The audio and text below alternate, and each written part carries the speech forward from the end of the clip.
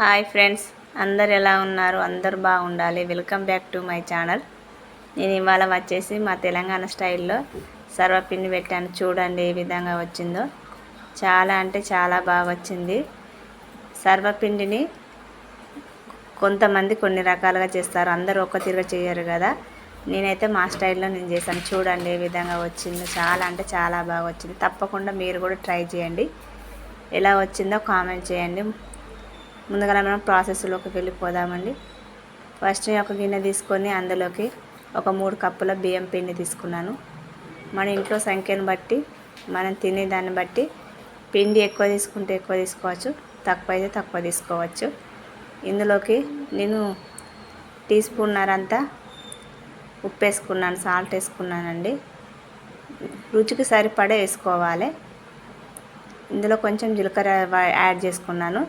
మా channel subscribe చేసుకొని వాళ్ళు సబ్స్క్రైబ్ చేసుకోండి. పక్కనున్న బెల్ గంట నొక్కండి. ఇందులోకి నువ్వులు తీసుకున్నానండి. నువ్వులు మంచిగా కడిగి తీసుకున్నాను. ఇందులోకి నువ్వులు తీసుకోవచ్చు, శనగపప్పు కూడా తీసుకోవచ్చు, పల్లీలు కూడా వేసుకోవచ్చు. తగినంత కారం వేసుకొని కొత్తిమీర, కళ్యమాకు వేసుకున్నానండి. ఉల్లిగడ్డలు అయితే చాలా కోసుకోవాలండి. సన్నగా కట్ చేసుకోవాలి, బాగా దొడ్డు కట్ చేసుకోవద్దు.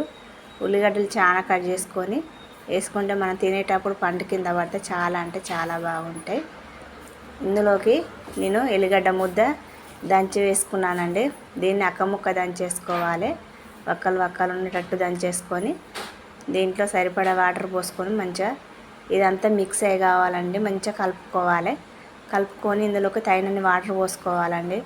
పోసుకొని కొంచెం కొంచెం పోసుకుంటూ దీన్ని పిసుకోవాలి. ఒకసారి చాలా వాటర్ పోసుకుంటే మొత్తం లూజ్ అయిపోతుంది కాబట్టి కొన్ని కొన్ని వాటర్ పోసుకుంటూ పిసుకోవాలండి. మా ఛానల్ని సబ్స్క్రైబ్ చేసుకొని వాళ్ళు సబ్స్క్రైబ్ చేసుకోండి. పక్కనున్న బెల్ గంట నొక్కండి. నేను చేసే వీడియోస్ మీకు నోటిఫికేషన్ ద్వారా వస్తాయి. స్కిప్ చేయకుండా చూడండి, ఎందుకంటే నేను ఎలా చేస్తున్నా అనేది మీకు తెలియాలి కదా. మీరు ఏ విధంగా చేస్తారో, మీ సైడు సర్వపిండిని ఏమంటారో, దీనికి ఇంకో పేరు ఉంది, గిన్నె పిండి అని కూడా అంటారు. అమ్మమ్మల కాలం నాటిలో దీన్ని గిన్నె పిండి కూడా అంటారండి. ఎందుకంటే గిన్నెకు పెట్టుకుంటాం కాబట్టి గిన్నె పిండి అంటారండి. చూడండి పిండి ఎంత స్మూత్గా సాఫ్ట్గా ఉందో.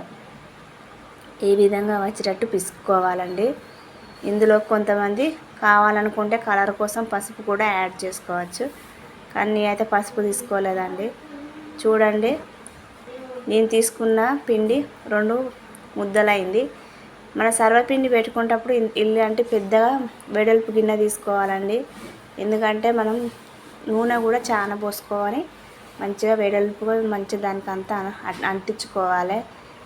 ఎందుకంటే మనం పెట్టే గిన్నె పిండి మంచి దాన్ని మట్రసంగా పల్చగా ఒత్తుకోవాలండి. మందంగా ఒత్తుకుంటే కొంచెం పచ్చి పచ్చిగా ఉంటుంది, పిండి పిండి ఉంటుంది. చూడండి నేను ఏ విధంగా పల్చగా ఒత్తుకుంటే సేమ్ మనం గారెల్లాగా పరపరలాడితే తింటా అంటే తినబుద్ధి అయితే. చూడండి నేను ఏ విధంగా ఒత్తుకుంటున్నానో. ఇలాంటి పెద్ద మూకుడు తీసుకొని కొంచెం పిండి పెట్టి మంచిగా వెడల్పుగా ఒత్తుకోవాలండి.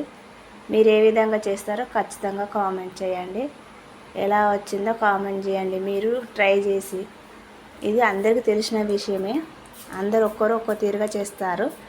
చూడండి, కానీ నూనె అయితే చాలా పోసుకోవాలండి. లైట్గా నూనె పోసుకుంటే కొంచెం పిండిగా ఉంటుంది. కాలక మందంగా ఒత్తుకోవద్దు, ఇట్లా పల్సగా ఒత్తుకోవాలి. మన పూత రేకులాగా మన బిచ్చగా ఊసొస్తుంది. చూడండి ఉల్లిగడ్డలు నువ్వులు ఏ విధంగా ఏర్పడుతున్నాయో. దీనికి సరిపడా కొంచెం నేను నూనె పోసుకుంటున్నానండి. చూడండిగా చాలా అంటే చాలా బాగుంటుంది. మీరు కూడా ట్రై చేయండి.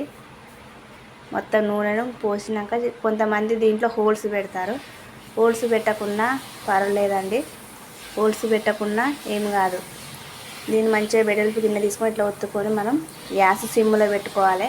హై ఫ్లేమ్లో పెట్టుకుంటే అడుక్కున మాడిపోతుంది కాబట్టి లో ఫ్లేమ్లో పెట్టుకొని ఇట్నే దీన్ని వేడి చేసుకోవాలండి. ఇక చూడండి చాలా అంటే చాలా మంచిగా ఉడికిపోతుంది. చూడడానికి కూడా చాలా బాగుంటుంది. పిల్లలైతే ఎంతో ఇష్టంగా తింటారు. పిల్లలైనా పెద్దలైనా ఎవరికైనా గిన్నె పిండి సర్వపిండి అంటే చాలా ఇష్టం. ఖచ్చితంగా కామెంట్ చేయండి ఎలా వచ్చిందో. చూడండి దీన్ని మర్రేసుకున్నాను. చూడండి ఏ విధంగా నువ్వులు ఇవన్నీ ఏ విధంగా ఏర్పడుతున్నాయో. ఓకేనా ఫ్రెండ్స్, బాయ్ మరి.